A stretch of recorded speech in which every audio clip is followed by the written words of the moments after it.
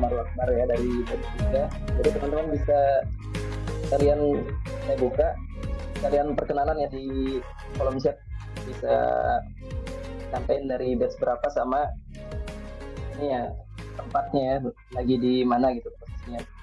Kalau saya Amar Akbar dari Lombok ya teman-teman, di batch 3 ya. Mungkin ada yang pernah tahu atau mungkin ada yang belum pernah lihat juga ya karena memang jarang terlihat. Ini pun jadi MC ini karena ini ya teman-teman. Karena kalau kata moto teman saya itu ini apa sih motonya, lupa sih.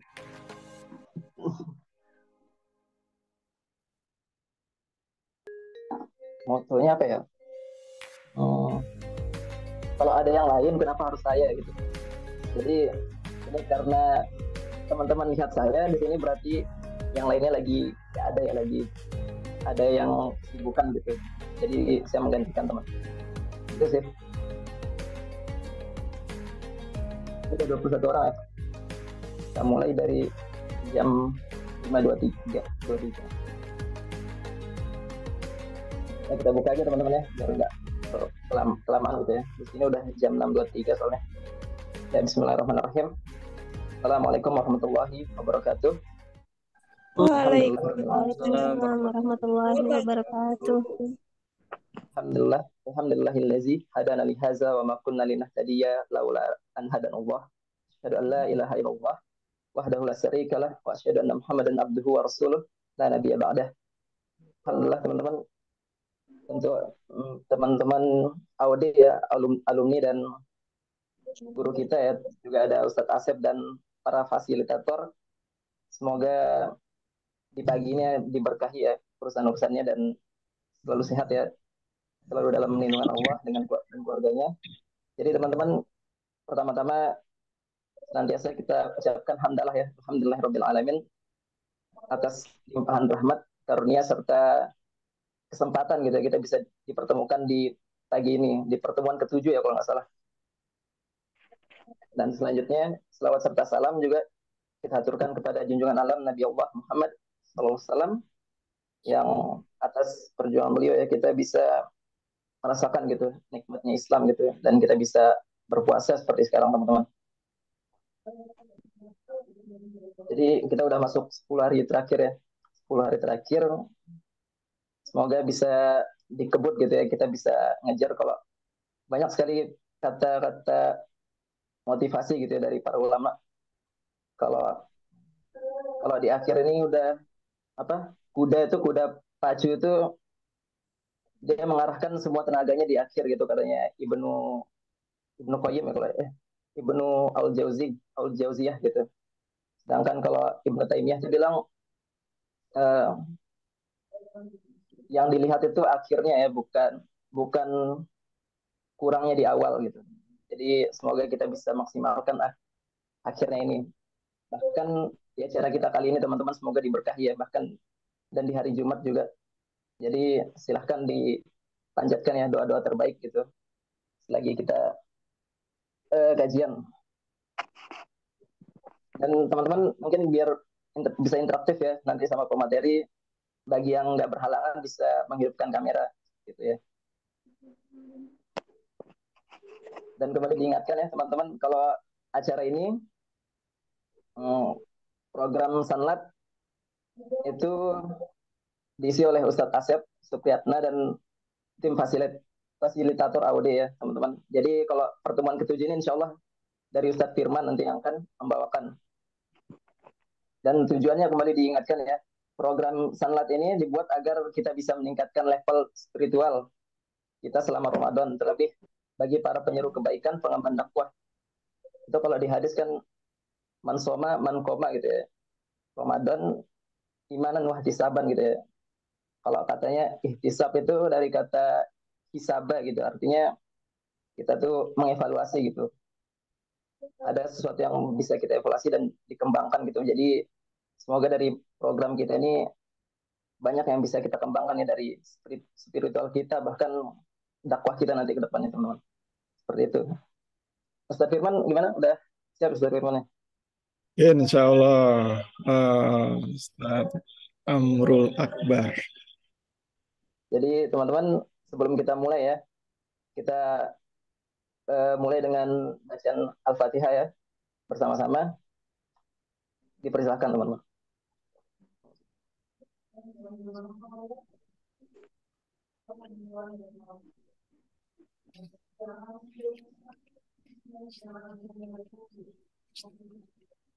Ya, selanjutnya kita langsung ke acara inti aja ya, biar enggak kelamaan gitu ya, kita buang-buang waktu. Insya Allah langsung akan disampaikan oleh Ustaz Firman. Kepada Ustaz Firman dipersilahkan. Baik, saya izin share screen ya. Bentar. Ini tombol slide-nya kalangan sama Kang Devi lagi nih. Bentar.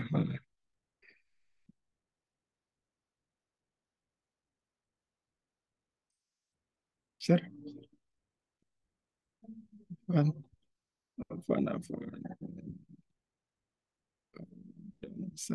Bentar.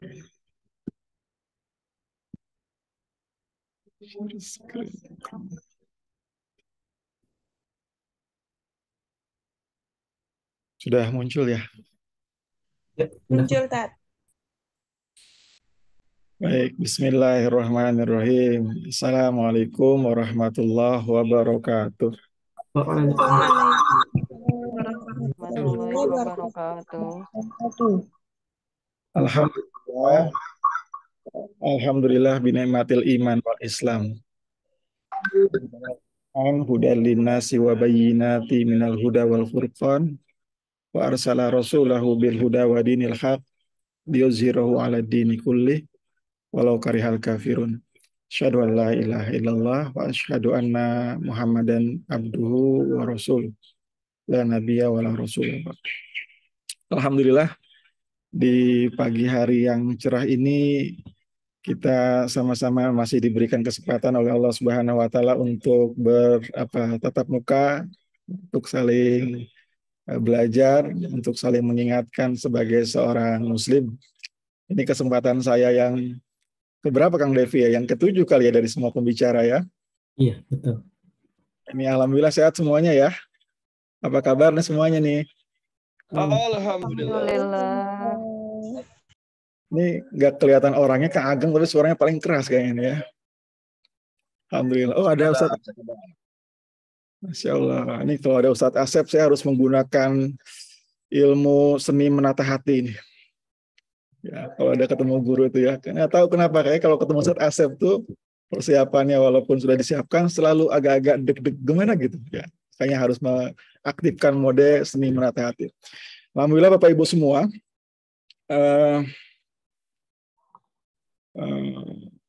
Kita masuk di minggu yang terakhir. Minggu terakhir ya Kang Levi ya. Dalam artian di hari Jumat yang terakhir di 1444 Hijriah. Dan semalam malam ganjil tentunya. Dan di malam ganjil itu kayaknya banyak yang etikaf. Ya. Ini kalau ngelihat nggak bisa kelihatan juga sih, teman. Husnuzon kita sama-sama bahwa mudah-mudahan sih dari 10 malam terakhir ini kita mendapatkan apa yang kita cari-cari, yakni malam Lailatul Qadar. Amin ya.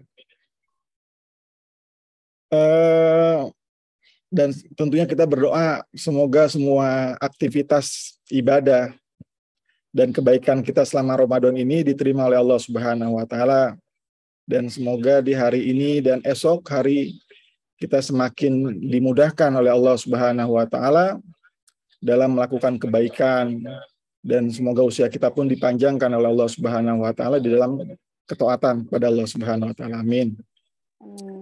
Ini disclaimer dulu bahwa slide ini bukan foto saya, jadi tolong jangan dilihat, khawatir nanti ada before after ya. Jadi ini foto model ya, yang ada di depan. Tema kali ini adalah scale up your Ramadan, ya, atau meningkatkan diri lah ya, meningkatkan kapasitas diri di bulan Ramadan. Nah, Ramadan adalah bulan yang berkah. Bulan yang dinanti, bulan yang mengembirakan. Mengembirakan untuk siapa? Boleh komentar Bapak Ibu semua. Ini bulan Ramadan tuh bulan yang dinanti dan menggembirakan buat siapa nih? Beriman. Orang beriman. Orang beriman. Baik. Siapa lagi? Buat kita. Ya, buat orang-orang beriman ya. Buat saya. Wah, hanya saya ya. Baik, buat siapa lagi? Ya, tadi dikatakan bulan Ramadan itu bulan yang dirindukan oleh siapa? Oleh ibu-ibu antara lain, ya, karena THR suaminya baru turun, ya, baru dapat THR suaminya dapat THR, ibu-ibunya yang pegang dan mengelolanya. Ya, semua bergembira dan ngomong tentang gembira, ya, tentang happy. Izinkan saya nih, ya Kang Levi, untuk kasih pantun, boleh ya? Ini 12 tahun di Kepulauan Riau, jadi kayaknya pengen pantun juga pagi-pagi nih. Aku. Enaknya pantun itu mau jelek atau mau bagus, tetap aja balasannya cakep gitu ya. Jadi tolong nanti di open mic ya, tolong kasih saya semangat cakep gitu. Cakep. Belum. Kayak pantun ya. Pergi ke pantai Jakarta. Cakep. Berkilau indah seperti kaca. Cakep. Dan orang kota.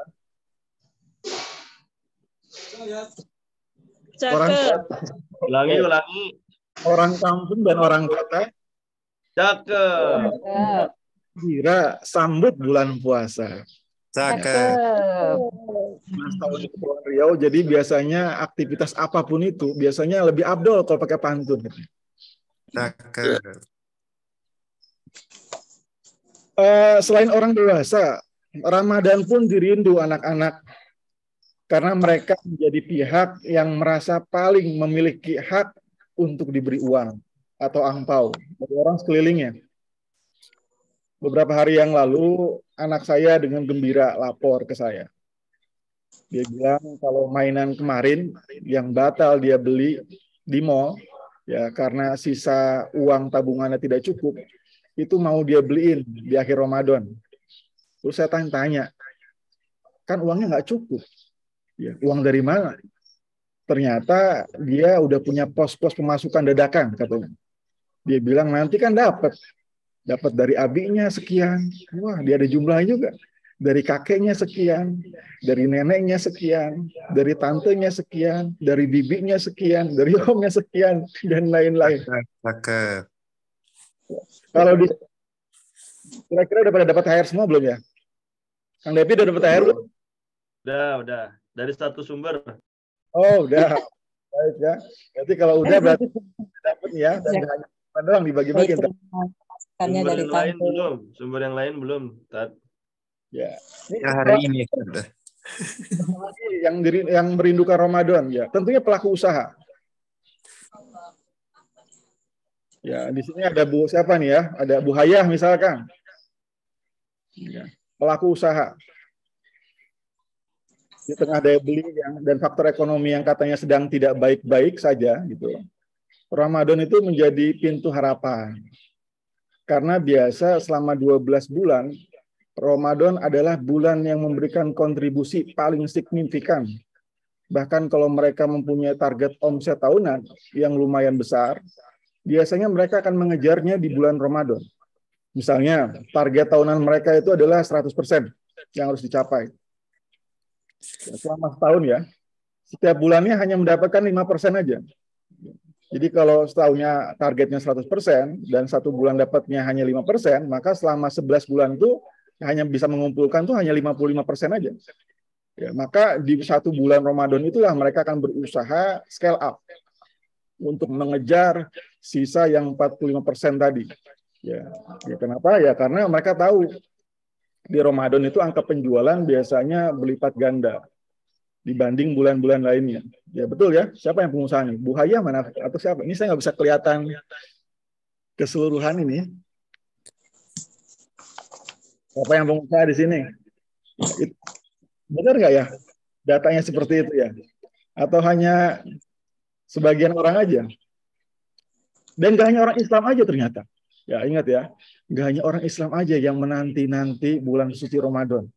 Bahkan waktu saya di Riau, di Batam, atau di sini, ya itu banyak engkau-engkau, ngerti yang engkau ya, angkel mutu lah ya, angkel mutu, ya di pasar dan pusat-pusat perbelanjaan itu yang bilang, ya, dengan bahasa mereka tentu ya, kalau Ramadan itu, punya jualan lalis manis, dia bilang, Tanjung Kibul, ya balangnya habis, duitnya kumpul gitu. Itu orang-orang non-muslim.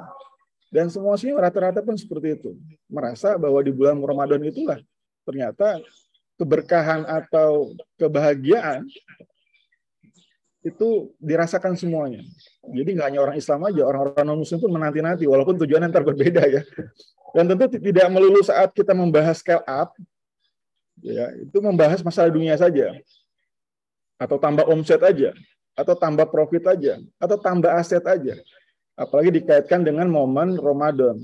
Kita juga harus mengkaitkannya dengan masalah akhirat. Ya, karena akhirat semestinya jadi tujuan utama seorang muslim. Ya, apapun latar belakang, aktivitas dunia dan karirnya, baik dia ustadz, dia kiai, dia pedagang, dia pekerja, pegawai, dia kontraktor atau pejabat dan lainnya, ya terlepas dari untuk tujuan itu akan tujuan besar orang muslim.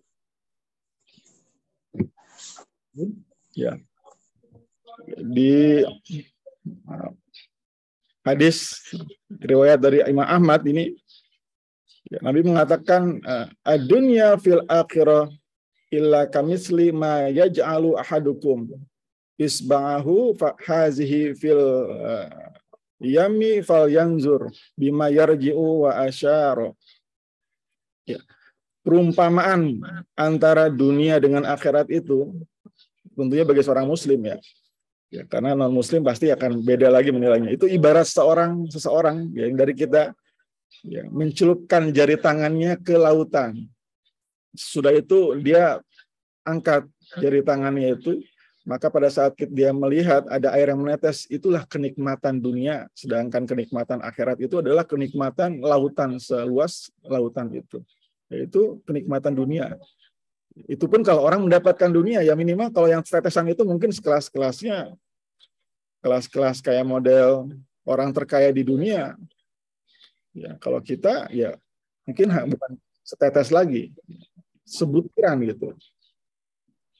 Jadi perumpamaan antara dunia tadi seperti itu. Mungkin kalau ustadz atau kiai ditanya, kenapa sih dia memilih menjadi kiai atau penyeru agama, mungkin jawabannya sudah bisa kita tebak ya, untuk mendapatkan ridho Allah Shallallahu Alaihi Wasallam. Tapi kalau pengusaha, kira-kira apa jawabannya? Kira-kira apa jawabannya? Ya, kalau ustadz ditanya, kenapa jadi ustadz? Kenapa jadi kiai? Biasanya jawabannya langsung itu, untuk mencari ridho Allah. Nah, tapi kalau selain ustadz atau kiai, misalkan kayak pengusaha, itu kira-kira apa jawabannya ya? Kalau ditanya, apa tujuan jadi pengusaha? Boleh Tom ditulis di komentar? Atau jadi pelajar, apa tujuannya jadi pelajar? Atau Kang Levi ini kerja, ya pergi pagi, pulang petang, misalkan ke Jakarta, itu apa tujuannya?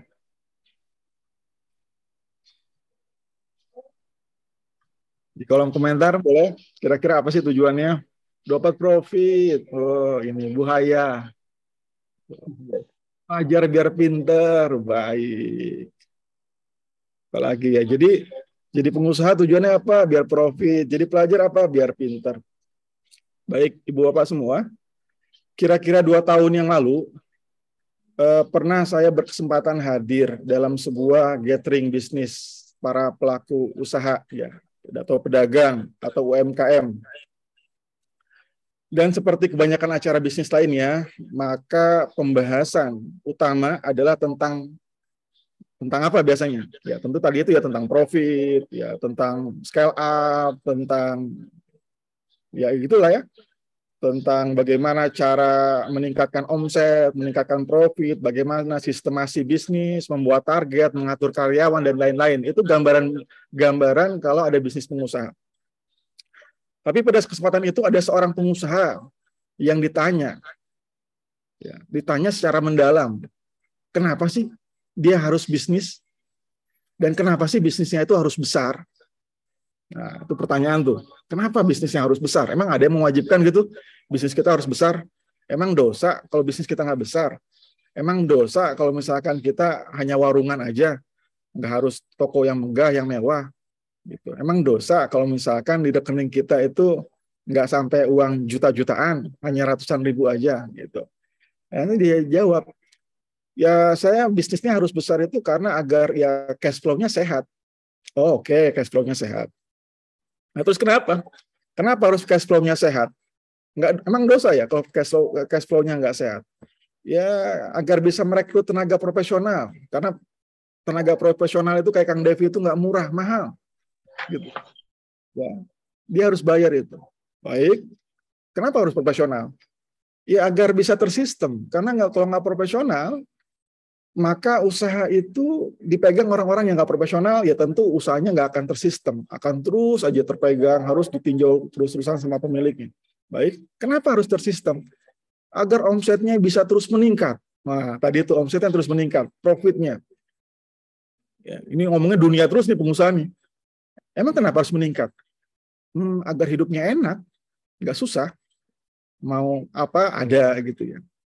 Pertanyaan lagi terus dicecer terus. Kenapa harus hidup enak? Ya agar bisa memenuhi kebutuhan. Kenapa harus memenuhi kebutuhan? Ya agar bisa memberi gaji yang tinggi ke karyawan. Ya kenapa harus memberi gaji yang tinggi? Dijawab lagi, agar bisa mensejahterakan. Oh, udah mulai kan berubah ya dari yang sifatnya alasan tadi pure buat pribadi, akhirnya sekarang pure buat orang lain. Apa? Untuk mensejahterakan. Tanya lagi, kenapa mensejahterakan? Ya agar bisa membantu orang. Kita bisa mensejahterakan karyawan, karyawan pun akhirnya bisa juga menghidupkan keluarganya, bisa membantu orang tuanya. Oke. Kenapa harus bisa membantu orang? Ya. Nah, mulai dia berubah dari pertanyaan-pertanyaan dunia tadi ke pertanyaan agar bisa mati enak. Oh, bisa mati enak ya. Jadi dari semua pertanyaan itu ada berubah. Di dunia jadi pengen mati enak. Terus tanya lagi, kenapa ingin mati enak? Ya agar bisa masuk surga. Kenapa mau masuk surga?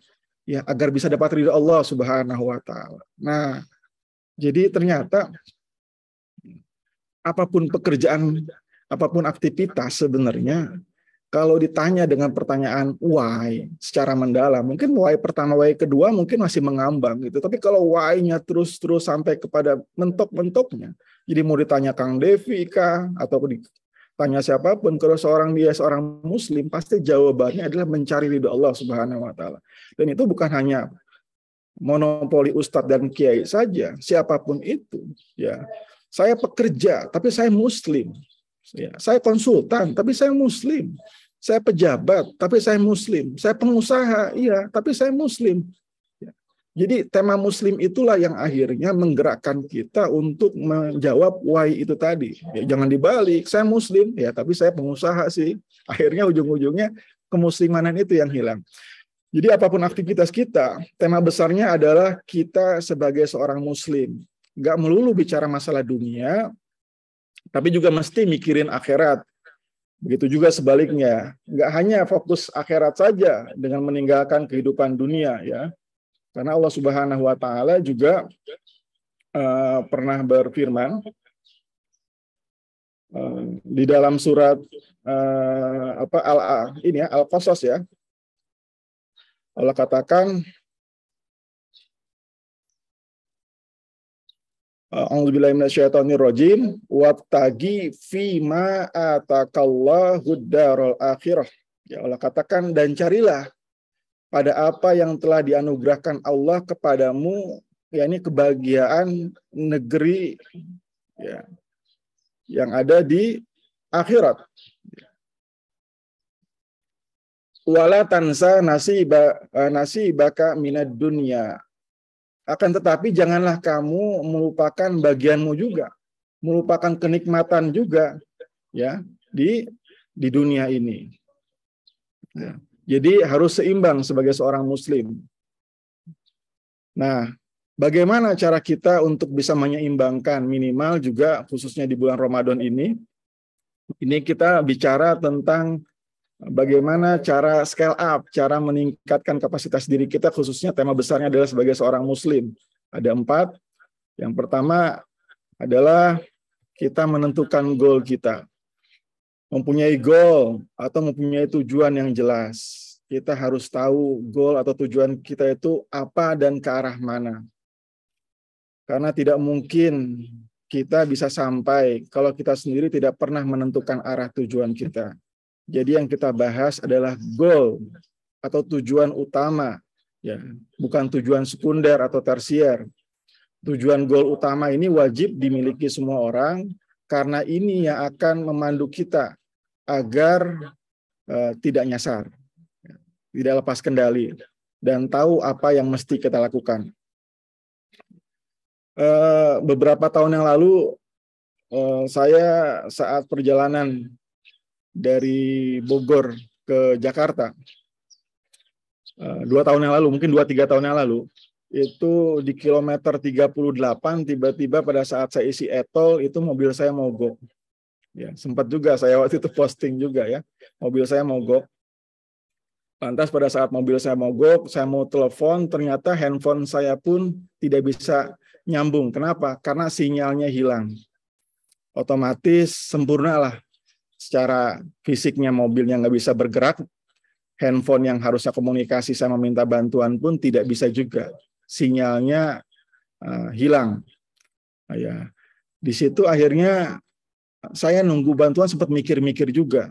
Akhirnya saya bikin konten juga ya, walaupun di situ. Di mobil saya bisa selonjoran, di mobil saya bisa tidur-tiduran, di mobil AC masih bisa, mungkin AC masih bisa, bukan ya, AC mati semua ya, tapi saya masih bisa selonjoran, saya masih bisa tidur-tiduran, ya. Terus juga di handphone saya masih bisa dengar musik, saya masih bisa foto-foto walaupun sinyalnya hilang. Tapi saya pastikan mobil saya walaupun saya masih bisa pakai buat tidur, mobil saya rusak. Kenapa? Karena fungsi utama mobil itu bukan untuk tidur-tiduran. Kalau tidur-tiduran bisa di kamar, bisa di rumah. Fungsi mobil itu adalah alat transportasi, alat untuk memindahkan kita dari satu titik ke titik lainnya. Begitu juga handphone. Handphone kita bisa foto, handphone kita bisa untuk merekam, handphone kita bisa untuk melihat atau mendengar musik-musik yang bagus yang sudah kita simpan.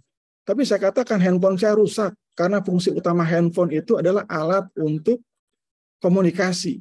Pada saat fungsi utama itu tidak bisa nyala atau tidak bisa digunakan, maka saya pastikan handphone itu rusak. Ya. Jadi mobil atau handphone yang rusak itu mirip manusia. Manusia itu kadangkala kita lihat, iya sih, mirip, kayaknya dia baik-baik aja. Secara badannya sehat, ya. Secara dia punya uangnya banyak, hartanya berlipat-lipat, istrinya memikat, bahkan 4, ya.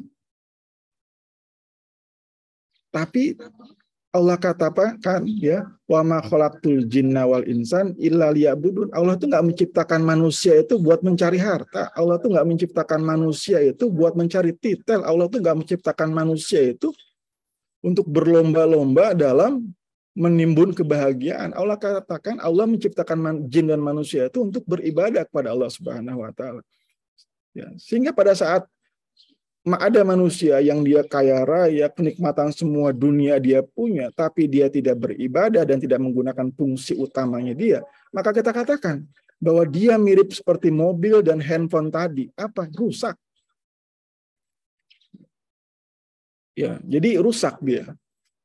Jadi mobil atau handphone rusak itu mirip manusia yang terganggu koneksinya dengan penciptanya. Akhirnya kehilangan arah tujuan. Dan seringkali kita berbuat salah karena bukan tidak tahu, tapi tidak sadar. Ya, gangguan sinyal dengan pencipta ya terjadi ya karena kemaksiatan mungkin atau karena dosa-dosa yang kita kerjakan. Manakala kita menemukan koneksi dan sinyal yang bagus, ya, saat itulah di mana kita menjalankan hidup berdasarkan kehendak Allah Subhanahu wa taala. Bukan berdasarkan kehendak kita. Disitulah kita akan merasakan ketenangan. Kita akan tidak perlu lagi atau tidak akan lagi namanya stres, depresi. Orang tuh banyak harus minum pil tidur hanya buat sekedar menenangkan aja. Padahal pada saat dia menenangkan, setelah itu bangun ya mulai lagi. Jadi bukan dia nggak tahu ternyata, tapi koneksinya kurang. Khutbah Jumat salah satu rukunnya adalah menyampaikan wasiat takwa. Ya, kalau wasiat takwa itu tidak disampaikan, maka khutbah Jumat itu dianggap tidak sah. Dan itu hukumnya itu wajib disampaikan seorang khotib. Meski jamaah Jumatnya itu kita 100% ya pasti sudah tahu semua kewajiban untuk menjadi hamba yang bertakwa. Karena setiap Jumat diulang terus. Ya, tapi itulah kewajiban yang harus disampaikan seorang khotib. Ya, bahwa mengingatkan terus. Karena manusia itu tempatnya lupa, bukan tidak tahu, lupa. Nah, di sini bisa miriplah kehidupan kita ya, di mana posisi kita ini dan hendak kemana kita, di mana posisi kita, hendak kemana kita tujuannya ya, agar apa? Lebih mudah kita, lebih mudah untuk istilahnya untuk scale up, lebih mudah, lebih cepat dan lebih akurat nantinya. Nah, antara orang yang memiliki tujuan dan orang yang tidak memiliki tujuan, ya mungkin dari tampilannya mirip-mirip aja. Fisiknya sama dan gak ada bedanya. Tapi dari semangatnya, dari aktivitasnya, dan dari jawabannya pasti akan terlihat berbeda. Di sini kita lihat seorang cleaning service gitu ya. Ada sebuah kisah di mana dulu di kantor NASA, katanya ada cleaning service, setelah gitu ditanya, Bapak cleaning service? Iya. Oh gitu. Tugasnya apa Pak? Tugas utamanya? Dia jawabannya panjang lebar. Dia katakan apa? Saya menentukan sukses tidaknya seorang astronot itu terbang dan mendarat dengan selamat di bulan. Orang dijawab kan kaget. Waduh, Bapak cleaning service saya gaya-gayaan banget gitu menentukan. Oh iya Pak. Dia bilang, karena ini yang saya pahami. Ini visi saya. Ya, karena saya pahami, coba bayangkan kalau saya tidak menjalankan kerjaan saya sebagai seorang cleaning service dalam hal misalkan membersihkan toilet, maka toiletnya kan pasti kotor, banyak debu, banyak kuman. Ini kan toiletnya toilet NASA, Pak, dipakai oleh siapa? Oleh semua orang, termasuk pilotnya, Pak. Kebayang toiletnya dipakai oleh pilot, pas dipakai pilot ternyata kumannya banyak. Beres dari toilet, terus mereka tuh terbang, itu nggak garut-garut, mungkin mereka, paha mereka misalkan ya, kaki mereka. Itu kan membahayakan mereka, Pak. Bisa jadi kan Pak, karena masalah toilet nyawa jadi ancamannya. Itu luar biasa jawaban seorang cleaning service atau tukang toilet. Atau juga pertanyaan dulu Satwi Condo pernah menjelaskan, bagaimana misalkan kita membedakan antara orang secara kasat mata sama aja, yang punya tujuan dan tidak punya tujuan. Kalau dia seorang tukang bangunan, kalau tukang bangunan yang biasa dia akan jawab, Bapak sedang apa? Oh, saya sedang menumpuk bata. Ya, karena dia sedang menumpuk bata, semen bata itu. Itu orang yang hanya kedar buat kerja doang. Tapi kalau dia punya sedikit keahlian, dia akan jawab, Bapak sedang apa? Saya sedang membuat sebuah tembok yang kokoh. Karena yang dia tahu adalah, ya saya bangun bata ini semuanya kalau udah jadi tembok. Tapi kalau orang yang punya tujuan, punya visi pada saat, Bapak sedang apa? Saya sedang membuat istana, saya sedang membuat rumah yang megah, yang kokoh, yang dimana di dalamnya akan dihuni oleh keluarga yang akan melindungi mereka dari hawa panas, hawa dingin, dari semua mara bahaya gitu ya. Kenapa? Karena pada saat dia menyusun tembok bata satu persatu itu, emang yang dilakukan dia baru segitu, cuman visi dia tuh jauh ke depan gitu loh. Ya. Jadi itulah harapan kita tentunya kalau ini hanya pekerja doang, apalagi kita sebagai seorang muslim. Iyalah kita sekarang mungkin hanya sebatas orang pedagang aja. Iyalah kita hanya sebatas orang pekerja aja. Ya, misalkan kita hanya sebatas buruh saja. Tapi Islam tidak menutup, bahkan Islam membuka bagaimana kita mempunyai visi yang besar, visi yang tidak yang tidak terbatas hanya masalah dunia saja. Nah, Kenapa mesti scale up di bulan Ramadan? Ya karena kenapa gitu ya? Kenapa? Ya karena ada ampunan Allah Subhanahu wa taala. Ya, karena di bulan Ramadan itu ada pelipat gandaan pahala. Ya, kalau pahala mungkin di hari-hari biasa 1 atau 10, maka ada yang katakan bahwa di bulan Ramadan itu pahalanya sampai 70. Kadang kita selalu ngelihat atau bahkan kita pernah mengalami, kita pernah beli barang yang mana di barang itu diskon sedang besar-besaran. Dulu ada di Hypermart Bogor, itu diskonnya hampir setengah harga karena dia mau tutup. Ternyata pada saat kita ke sana sudah habis barangnya. Nyesel. Iya, nyesel. Kenapa? Karena harapannya barang setengah harga. Nah, ini bukan setengah harga lagi. Ini beli 1 dapat 70. Bahkan ada yang mengatakan 100 kali lipat, ada yang mengatakan 1000 kali lipat. Apalagi bahkan kalau kita mendapatkan Lailatul Qadar, maka ada selama 83 tahun lamanya. Gitu ya. Jadi momen Ramadan ini momen yang paling tepat untuk kita manfaatkan. Mumpung kita masih ada di akhir Ramadan ya, tidak ada kata terlambat untuk kita memaksimalkan momen Ramadan ini dengan segera membuat rencana kerja yang matang guna memaksimalkan setiap langkah dan gerak aktivitas kita. Ya, dalam hal ini pembuatan rencana ya. Coba misalkan kita buat aja di list aja. Buat list semua masalah yang kita punya saat ini. Dibuat ditulis. Apa aja masalah kita? Ya, masalahnya pusing, stres, ngantuk, berantem sama istri, berantem sama mertua, tulis semua. Karena kalau masalah itu kadang nggak ditulis, seakan-akan kayaknya hidup kita tuh semua masalah. Padahal masalahnya kalau dibikin nomor aja paling cuma sampai 20 nomor gitu loh. Ya, udah gitu buat list semua aktivitas kebaikan yang kita tahu atau yang kita ingin buat.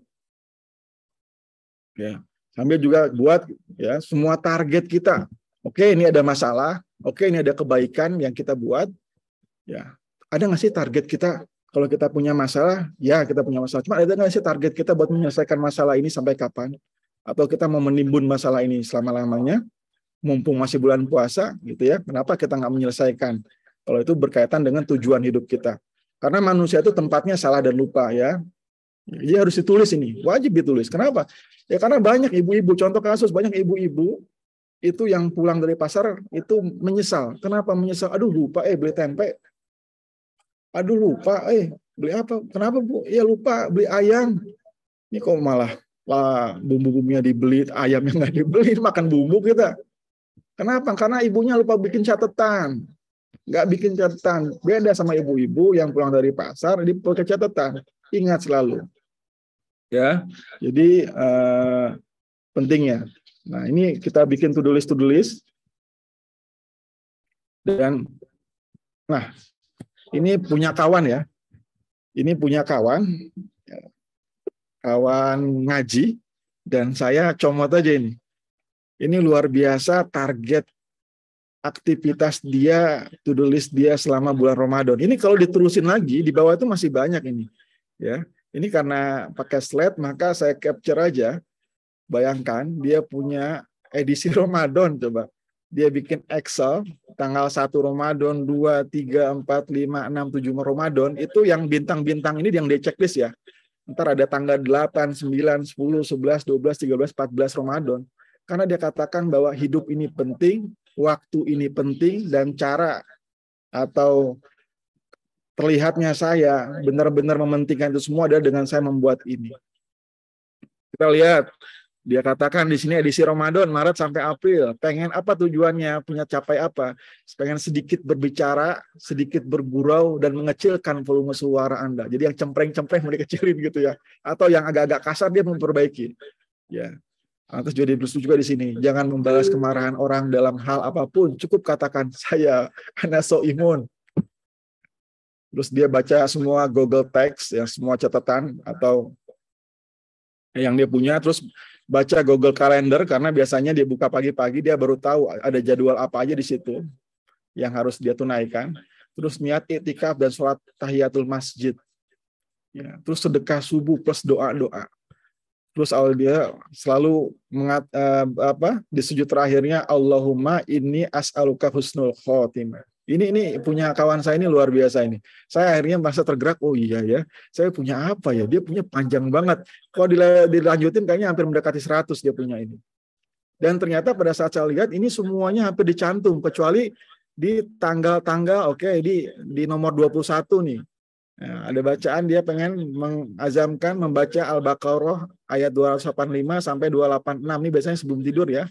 Ternyata di Ramadan tanggal 1, 2, 3, 4 dia tidak tunaikan. Tapi di 5, 6, 7 bahkan nanti dilanjut 8, 9, 10, 11 sampai 14 itu dia jalankan semua. Ya. Sedekah subuh dia jalankan, tadi doa juga 10 kali Al-Ikhlas, 10 kali Rabbik Firli, ya, wali walidayya, terus juga tilawah hingga khatam, terus juga waqiah, wah ini Ar-Rahman, Al-Muluk, Al-Baqarah. Ini saya katakan ini orang-orang yang sungguh-sungguh mau benar-benar menggapai impiannya gitu. Bahkan saya punya teman imam masjid, dia nggak pernah menghafal Al-Quran, tapi dia hafal Quran. Gimana caranya? Satu hari itu dia 30 juz baca Quran. Selama hampir 2 tahun. Jadi kalau baca Quran dia tuh 25 sampai 30 menit, maka satu hari itu kurang lebih 14 sampai 15 jam dia baca Quran. Paling hanya diselingi dengan makan, ya hajat gitu ya, ke toilet dan sebagainya, selebihnya dibaca Quran terus. Alhasil nggak sampai 1 tahun dia udah khatam, udah hafiz 30 juz. Jadi sebenarnya kita kan tinggal melihat aja kita tuh ada di mana dan kita mau kemana, dan di tengah-tengah itu apa kira-kira yang perlu kita butuhkan sampai ke tujuan pada saat kita keadaan sekarang sedang begini. Dan teman saya berhasil untuk menciptakan to-do list yang bagi saya sih powerful ya.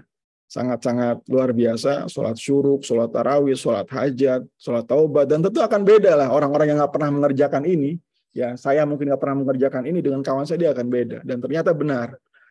Ya, saya lihat dari segi keilmuannya luar biasa, dari segi usahanya naik 100 kali lipat, hampir 100 kali lipat yang saya tahu, gitu ya. Terus juga dari segi infaknya saya juga tahu juga, itu apa luar biasa lah ini. Jadi kita ikutilah ya. Kalau misalkan tiba-tiba ada kebaikan dari saudara-saudara kita, ini perlu kita irikan gitu ya.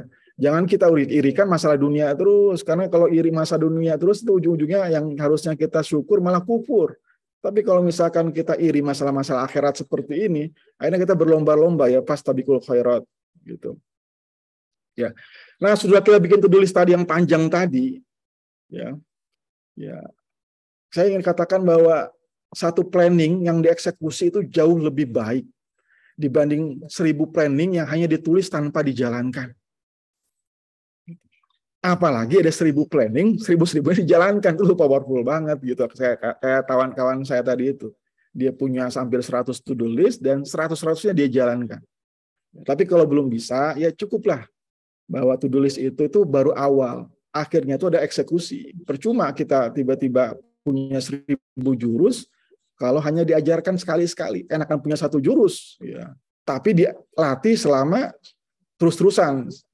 Jadi kalau kata orang tuh lebih baik punya 1 jurus dilatih 1000 kali dibanding punya 1000 jurus tapi hanya dilatih sekali aja. Gitu. Ya, jadi eksekusi adalah kata kunci. Bagaimana to-do list tadi kita tuh tercapai. Nah, yang terakhir adalah ya kita review.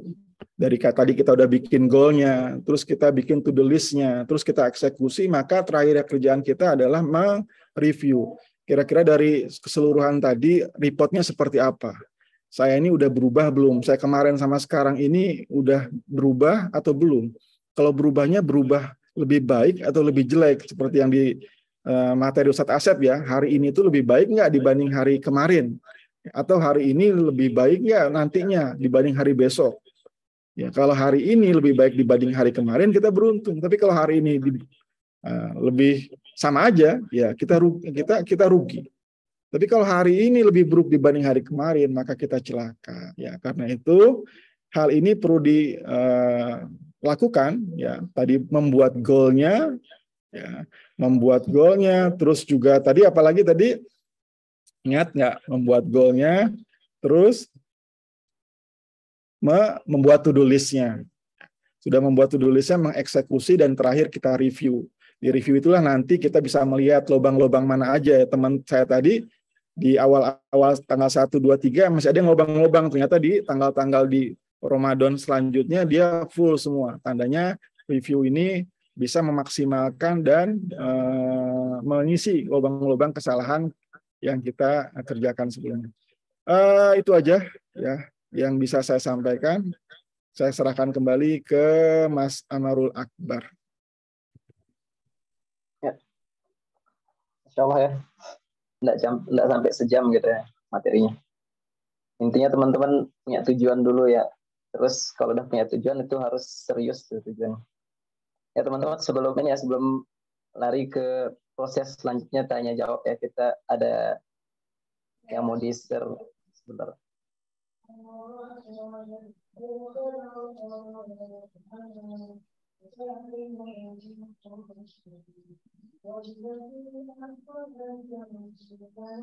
Udah kelihatan ya? Sudah. Yang kelihatan yang di share screen. Ya, jadi teman-teman ini ada project kebaikan ya, project wakaf tentang pengadaan sound system dakwah.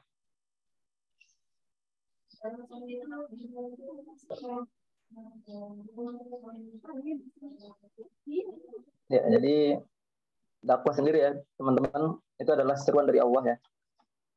Jadi perantara hidayah untuk orang lain.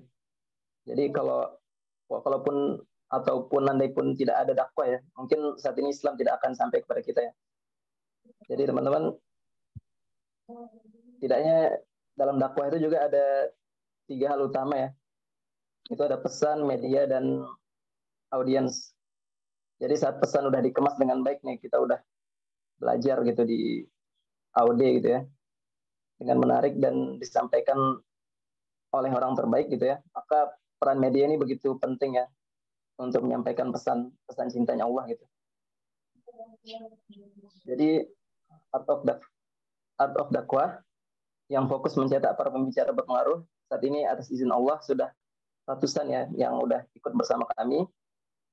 Jadi langkah selanjutnya teman-teman adalah memfasilitasi dakwah dengan fasilitas terbaik, menyampaikan pesan-pesan Allah dengan sound terbaik ya, agar pesan cinta Allah bisa sampai gitu, bisa sampai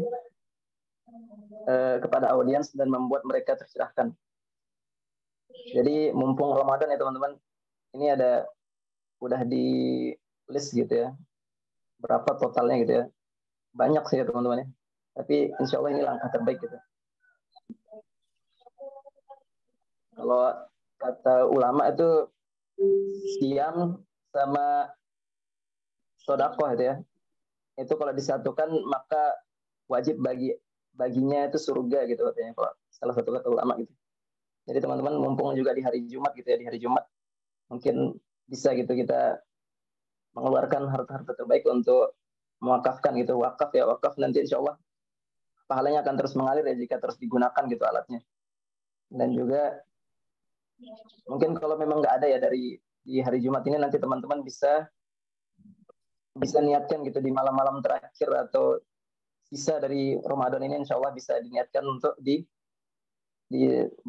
ini ya, dikeluarkan wakafnya seperti itu. Nanti insya Allah akan dikirim di chat ya untuk bagaimana transfernya kemana gitu. Mungkin itu aja sih tentang, nanti itu ada juga proposalnya tuh tadi kirim. Selanjutnya kita langsung ke Q&A ya.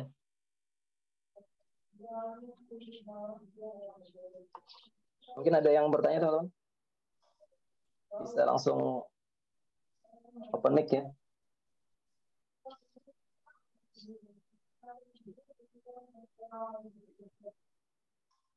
Atau lewat chat tadi.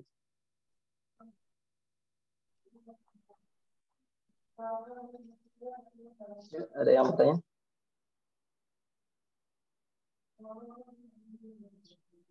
Waktunya masih lumayan nih, insya Allah masih sekitar 10 atau 15 menit ya.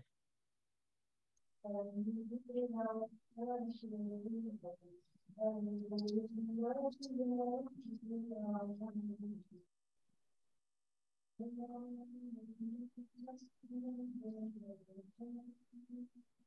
belum ada yang bertanya, Ted. Gimana, Ted?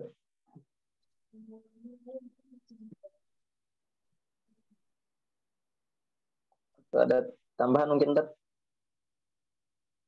Ya, punya nyambut tadi juga dari MC ya, dari Mas Amrul Akbar yang mengajak rekan-rekan semua untuk kebaikan dalam hal ini infak ya. Ini momen yang tepat tentunya yang tadi dikatakan, jangan sampai nanti ada penyesalan.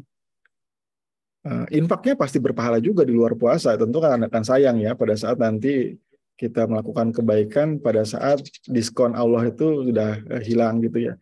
Tapi dari itu semua adalah tentu harapan kita bisa memaksimalkan di bulan suci ini. Ya, bukan dikatakan sangat rugi orang-orang yang melewati bulan puasa ini, ya, tetapi tidak mendapatkan ampunan Allah Subhanahu Wa Taala. Dikatakan bahwa Allah itu memiliki, ada yang mengatakan 8 pintu surga, ya, ada yang mengatakan 4 pintu surga, antara lain pintunya itu pintu dari sholat, pintu dari jihad, pintu dari sedekah, ya, babu sodako, terus juga pintu royan gitu. Nah, sebenarnya kita kan bisa memplot nih, kalau kita mau pilih pintu the list, kita tuh sebenarnya mau dari pintu mana sih masuk surga itu. Kalau dari sholat, maka yuk kita getolkan sholat-sholat kita. Intinya continue, karena Nabi pun mengatakan Allah itu lebih senang dengan aktivitas ibadah yang kecil, tapi rutin dilakukan dibanding ibadahnya itu powerful, tapi hanya sekali-sekali aja. Ya, jadi kita bisa memplotkan nih, dibikin rinci lah, yuk kita bikin yang namanya visi, kita mau masuk surga sama-sama, ya, mangga silahkan. Masuk surga kita mau mana tujuannya nih? Apa mau dari pintu sholat atau mau pintu jihad? Misalkan Kang Depi atau Kang siapa nih? Wah, ada Kang Pajar. Kang Pajar mau pakai pintu jihad, udah mempersiapkan, gitu ya. Atau dari pintu sedekah, dan ternyata ada pintu sedekah ini. Ya, orang masuk surga karena apa? Melewati pintu sedekah. Tentunya orang-orang yang masuk surga kan dari masuk ke pintu sedekah itu ya orang-orang yang sering sedekah, sering berinfak, sering menafkahkan hartanya. Dan ini adalah aktivitas yang paling instan untuk mendapatkan tiket atau pahala yang bahkan digambarkan bahwa orang-orang nanti yang di neraka itu minta dihidupkan ke Allah gitu ya, walaupun hanya sesaat, minimal mereka untuk bisa melakukan sedekah, menginfakkan harta mereka gitu loh, karena dampaknya sangat luar biasa. Gitu ya. Jadi tema di pagi hari ini adalah kita bagaimana berani untuk bisa membuat to-do list, yang mana to-do list itu mengikat kita untuk menjadi seorang muslim yang konsisten untuk scale up, konsisten untuk selalu meningkatkan kebaikan dalam diri kita apapun itu. Gitu. Mas Amrul Akbar. Nggak ada ya teman-teman ya. Insya Allah ini udah lumayan juga ya waktunya. Ya teman-teman, seperti tadi ya, ada juga katanya tadi qiyam apa man qoma man soma gitu ya, Ramadan.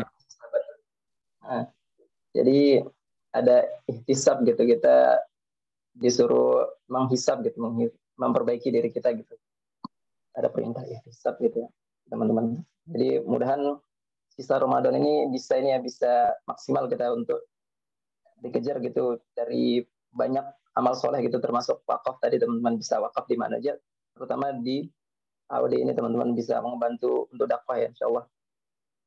Itu aja sih mungkin teman-teman. Kalau nggak ada yang bertanya ya udah waktunya juga. Semoga kita bisa maksimalkan ya waktu yang tersisa. Mungkin itu aja ya. Kalau Ustaz nggak ada ini lagi, Ustaz, nggak ada closing statement gitu, Ustaz. Statementnya ya tadi itu ya, jadi benar yang dikatakan MC tadi, dimanapun kita sedekah mangga silakan, tapi tentu yang paling baik adalah sedekah yang bisa jadi amal jariah kita. Jariah itu maksudnya pada saat kita mengeluarkan itu efeknya bisa lama gitu loh.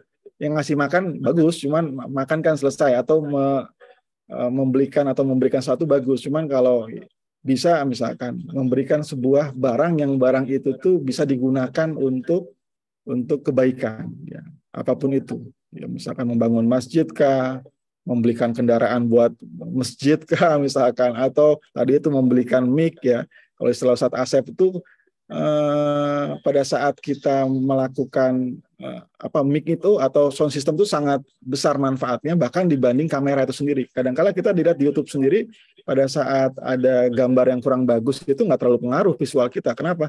Ya asalkan suaranya masih bagus. Tapi kalau bagus banget gambarnya 4K gitu, suaranya abaliut, ya tentu nggak ada manfaat gitu ya.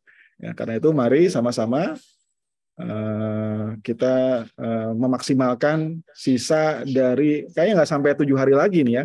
Kemungkinan tuh kalau nggak Jumat atau Kamis kayaknya ya, itu selesai gelaran dari Allah, promo-promo yang istimewa dari bulan Ramadan ini. Karena itu masih ada kesempatan, mari sama-sama kita beramal sebanyak-banyaknya. Itu aja sih Mas Amarul Akbar. Mohon maaf atas segala kekurangannya. Sekian, sama wabarakatuh. Waalaikumsalam warahmatullahi wabarakatuh. Ya teman-teman, semoga berkah ya pagi ini, apalagi hari Jumat ya, dipersiapkan gitu banyak sunah-sunah yang bisa dilakuin ya, termasuk baca Al-Kahfi dan sebagainya. Dan mungkin kita tutup ya teman-teman dengan istighfar sebanyak 3 kali ya. Alhamdulillah, dan doa kafaratul majelis ya. Subhanallah wa bihamdika asyhadu an la ilaha illa anta astaghfiruka wa atubu ilaik. Ya teman-teman, mohon maaf bila ada kekurangan atau salah kata. Sekian, assalamualaikum warahmatullahi wabarakatuh. Assalamualaikum warahmatullahi wabarakatuh.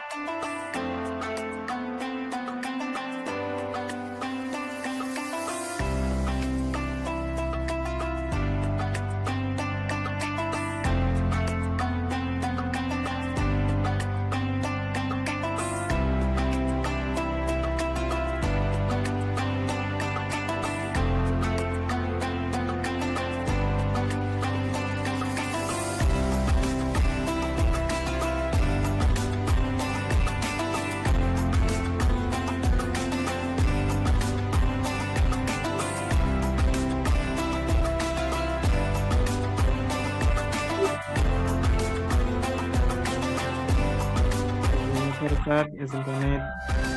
Maafin.